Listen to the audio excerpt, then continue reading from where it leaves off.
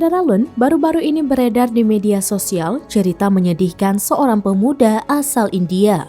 Pemuda itu mengalami kisah asmara yang menyedihkan dengan gadis asal Indonesia. Pasalnya, pemuda India itu harus merelakan hubungan asmaranya kandas.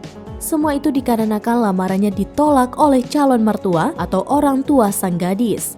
Padahal, pemuda India itu telah jauh-jauh terbang dari negara asalnya ke Indonesia. Hal itu dia lakukan semata demi menunjukkan keseriusannya kepada gadis yang sudah setahun menjalin hubungan asmara dengannya.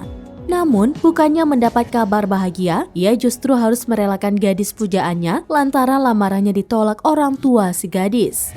Kisah menyedihkan ini dialami oleh Asif Ali Bore berusia 32 tahun, pemuda kelahiran Uttar Pradesh, India.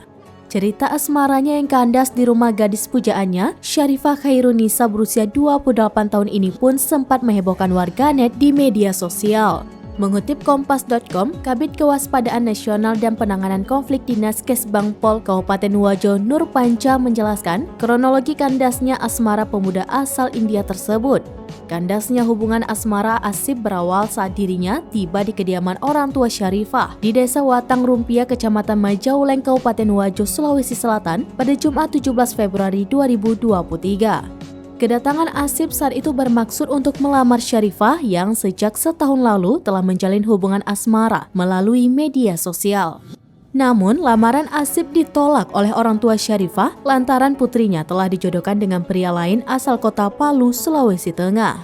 Nur Panca menjelaskan pria yang lebih dahulu melamar Syarifah itu bahkan memberikan mahar sebesar 50 juta rupiah. Menurut informasi, hajatan pernikahannya juga akan segera dilangsungkan setelah Lebaran Idul Fitri. Kecewa lamarannya ditolak, Asif pun akhirnya mendatangi Mapolres Wajo. Tujuan kedatangannya adalah untuk dilakukan mediasi. Polisi pun kemudian mempertemukan Asif dengan orang tua Syarifah. Akan tetapi, orang tua Syarifah kembali menegaskan bahwa penolakan lamaran Asif karena telah ada pria lain yang sebelumnya telah datang melamar Syarifah. Asif pun kemudian menuntut agar uang senilai 9 juta rupiah telah ditransfer ke rekening Syarifah untuk dikembalikan. Tidak hanya itu, Asif juga meminta agar seluruh biaya yang telah dikeluarkan sejak keberangkatannya dari India ke Indonesia agar diganti rugi. Akan tetapi, sambung Nur Panca, pihak keluarga perempuan hanya sanggup membayar sebanyak 10 juta rupiah. Mediasi ini pun sempat berjalan dengan alot. Namun pada akhirnya Asif memilih mengikhlaskan uang dan juga melepaskan gadis pujaannya.